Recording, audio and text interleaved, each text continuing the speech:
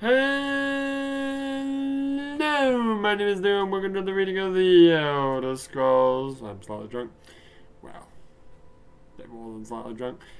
Today we're going to be reading Surfeit of Thieves. Yeah, good enough. By Anis Noru. This looks interesting, said Indrik, his eyes narrowing to observe the black caravan making its way to the spires of the secluded castle. A gaudy alien coat of arms marched its carriage, the lacquer glistening in the light of the moons. Who do you suppose they are? They're obvious they're well off, smiled his partner Hera.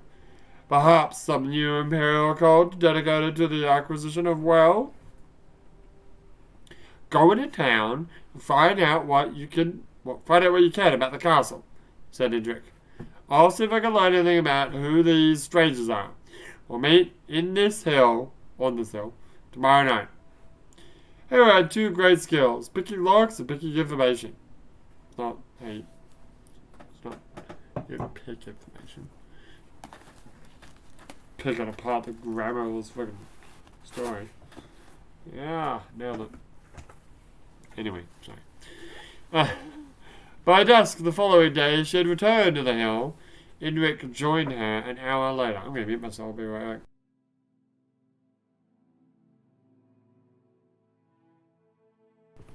Got really bad allergies. I hate it. I shouldn't be getting allergies in the middle of winter. I dropped my... Well, long story short, I dropped my glove somewhere and I had to rummage around to find it in this place. Got all up in my nose and I hate it. Anyway. The place is called Aulula, she explained. It dates back to the Second Era, and when a collection of nobles built it to protect themselves during one of the epidemics. They didn't want any of the diseased masses to get into their midst and spread the plague, so they built up quite a sophisticated security system for the time. Of course, it's mostly fallen into ruin. But I have a good idea about what kind of locks and traps might still be operational. What did you find out? I was nearly so successful, cried Indrik. No one seemed to have any idea about the group. Even what? Even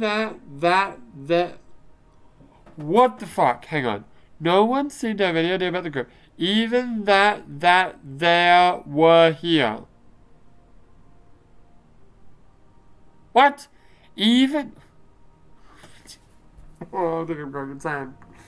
You just gotta remember that 9 times out of 10, 9 times out of 10, maybe not 9 times out of 10, but like at least 40% of the time, these things aren't written very well. No one seemed to have any idea about the group, even that they were here. I was just about to give up, but at the charter house I met a monk who said that his masters were a hermetic group called the Order of Saint Eudemid, and talked to him for some time. His fellow name of Parthian? Oh, this fellow. Wait. What? I talked to him for some time. Oh my god, the grammar! Okay, this one at least I can fix. I talked to him for some time, this fellow by the name of Parathian, and it seems they're having some sort of ritual feast tonight. Go back to that first sentence. I can't. I need a drink.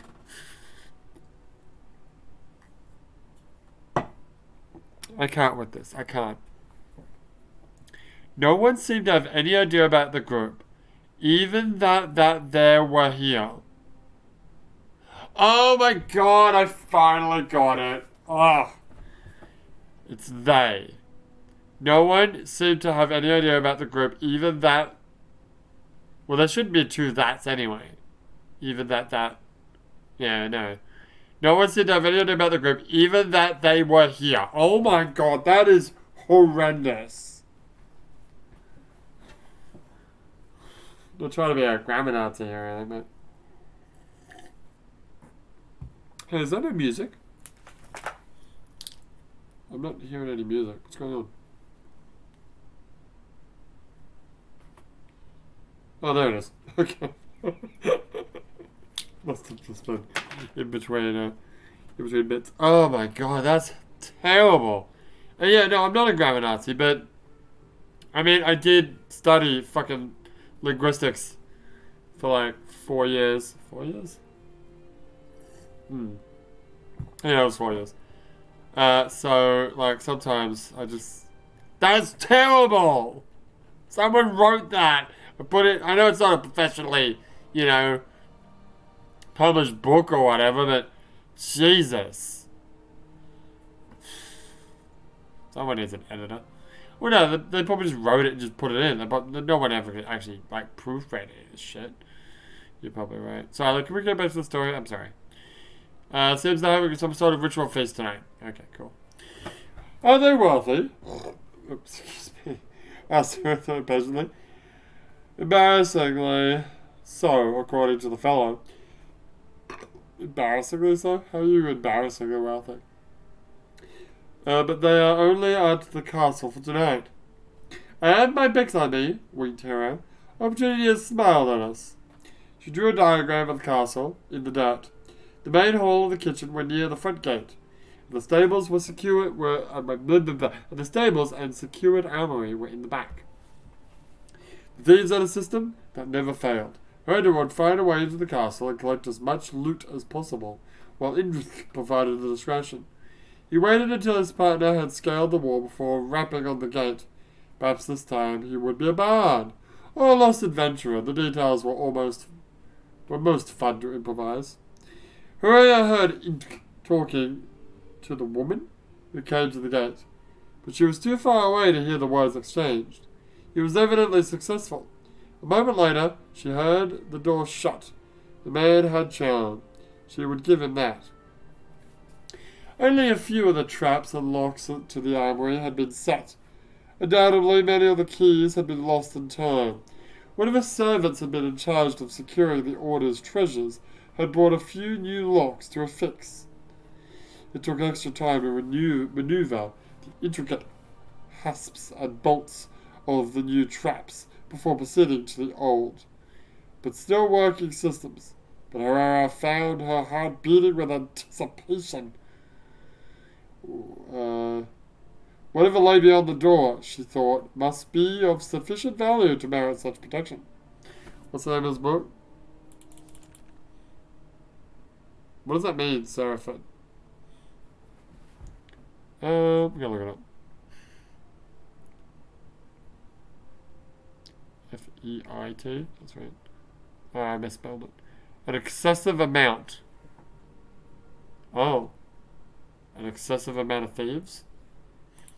Well, we'll find out, won't we? Where were we? We did this one, yeah. When at last the door swung quietly open, the thief found herself avariciously. Close enough. I found her avaricious dreams paled to reality. A mountain of golden treasure, ancient relics glimmering with untapped magicka, weaponry of matchless quality, the gemstones the gemstones the size of a fist, row after row of strange potions and stacks of valuable documents and scrolls. She was so enthralled by the sight she did not hear the man behind her approach. "You must be Lady Trist," said the voice, and she jumped. It was a monk in a black hooded robe, intricately woven with silver and gold threads. For a moment she could not speak. This was the sort of encounter that Indrik loved, but she could think to do nothing but nod her head with what she hoped looked like certainty. "I'm afraid I'm a little lost," she stammered. "I can see that," the man laughed. "That's the armory. I'll show you the way to the dining hall. We were afraid you weren't going to arrive. The feast is nearly over." Herrera followed the monk across the courtyard to the double doors leading to the dining hall. A robe identical to the one he was wearing hung on a hook outside, and he handed it to her with a knowing smile. He's like a sex party. Maybe. She slipped it on. She mimicked him as she lowered the hood over her head and entered the hall. Torches illuminated the figures around the large table. Sure, whatever. Each wore the uniform black robe that covered all features, and from the looks of things, the feast was over. Empty plates, platters, and glasses filled. Oh my god. Are they cannibals? Oh my god, they're cannibals. They gotta be cannibals, right? Empty plates, platters, and glass filled every inch of the wood, with only the faintest spots and dribbles of food remaining. Which is to say they're actually clean and she's on the menu. It was a breaking of a fast, it seemed. Oh, I see. Like breakfast. Well, I like the fact that the word breakfast comes from breaking your fast. Because you don't eat during the night. You're fasting. So you're breaking the fast. We get it. It's funny. It's nice. Anyway, where does lunch come from? I don't know. That chick from Dragon Ball? Yeah, that's where it comes from. Whatever you say, buddy. Whatever you say. Where was I? I don't know. I was breaking a fast, it seemed. For a moment, Herrera stopped to think about poor, lost Lady Trust, who had missed her opportunity for gluttony. The only unusual item on the table was its centerpiece, a huge golden hourglass, which was on its last minute's worth of sand. Okay. Though each person looked alike, some were sleeping, some were chatting merrily to one another, and one was playing a lute. Indrik's lute, she noticed, and then noticed Indrik's ring on the man's finger. Hera was suddenly grateful for the anonymity of the hood. Perhaps Indrik would not realize that it was she, and that she had blundered.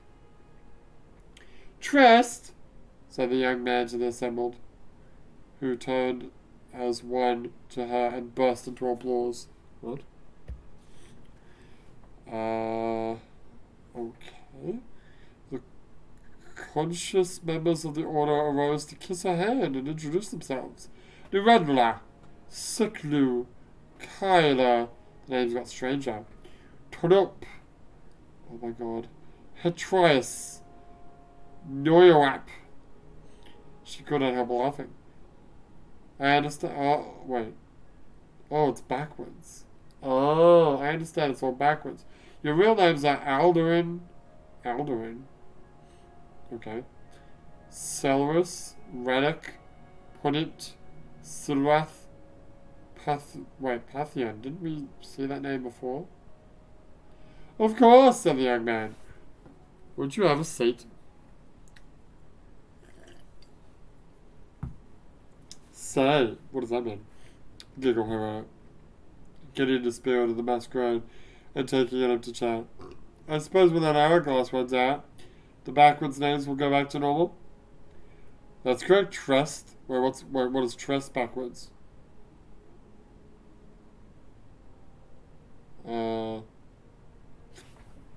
Jesus Christ, I gotta write down. Really? Shut up. D ESS. Why is it taking so long? Shut up. ERT? Does it? Yeah, I was right. Her name is fucking Dessert. I told you they were cannibals, didn't I? Did I tell you that? Well, if she knew that all the names were backwards, but whatever. Let's go, Trust, said the woman next to her. It's just one of our order's little amusements. This castle seemed like the appropriately ironic venue for our feast, devised as it was to shun the plague victims who were in their way of Walking Dead. Hera felt herself lightheaded from the odor of the torches, and bumped into the sleeping man next to her. His face fell forward onto the table. Oh. Poor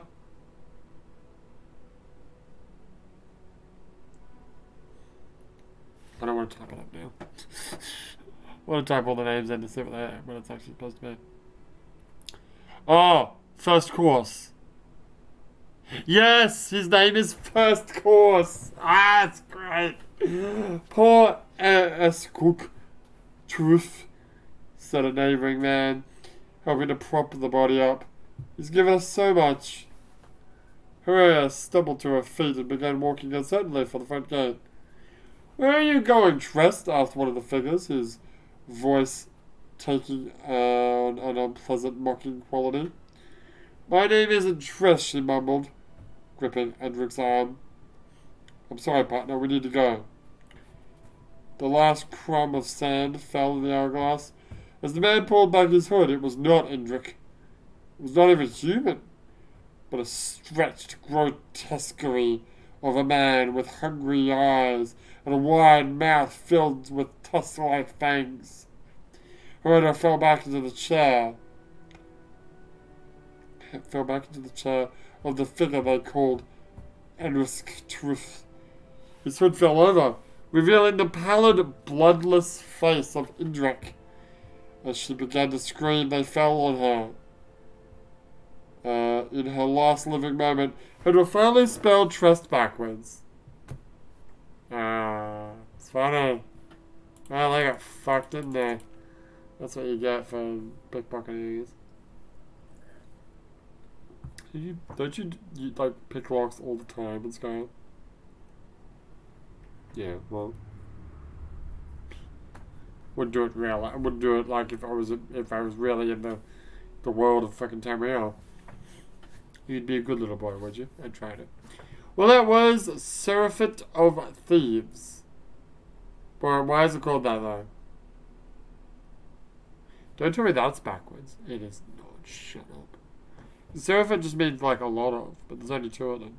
Wait, spell it backwards. T-I... There's no way. There's no way that actually means anything. No, it doesn't mean anything. Never mind. Anyway, so that was Surfeit of Thieves by Anis Noru, and this has been another reading of the Elder Scrolls. But for now, my name is Leo, and I will see you next time.